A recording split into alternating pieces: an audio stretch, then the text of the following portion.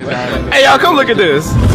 এবং এইটার পরে কিন্তু কবি কিন্তু আরেকটা বিয়ে করছে। দেখো, স্বামীর জন্য বেডি মানুষ, এই জন্য আমি ছেলেদেরকে বলি যে বেডি মানুষের খপ্পরে পড়ো না। এই কবিতা পড়ে মনে হয় না যে দুনিয়াতে এই তার যে স্বামীর নাম হচ্ছে সৈয়দ নেহাল হোসেন, এই নেহাল মারা যাওয়ার পরে মনে হচ্ছে যে সে জীবনে আর কোনো পুরুষের স্বাদ, আর কোনো পুরুষকে বিবাহ সে করিবে না। কিন্তু ভদ্র মহিলা কিন্তু এরপর ঠিকই আরেকজনকে বিয়ে করছে, এবং আরেকজনকে বিয়ে করে তার নাম কামাল ছিল, এবং এই জন্য তার নাম কিন্তু সুফিয়া কামালও বানাই দিছে। এই জন্য আসলে ওই যে বলে না যে বেডি মানুষের মন বোঝা, হ্যাঁ, নয় রে নয় সোজা,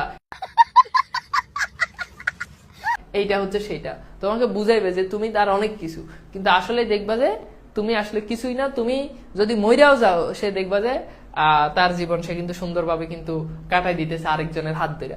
তো তুমি আসলে ট্যারি পাবা না। তো এই জন্য এই বেডি মানুষের পিছনে সময় না দিয়ে সময়টা পড়াতে দাও, এই সময়টা মডেল টেস্টে দাও, কাজে লাগবো। মডেল টেস্ট সলভ করো, এটা কাজে লাগবে। বেডি মানুষের পিছনে টাকা খরচ না করে দুধ খাও, ডিম খাও, বুঝছো, ফল খাও, বুঝছো, মধু খাও, ভবিষ্যতে কাজে দিবে।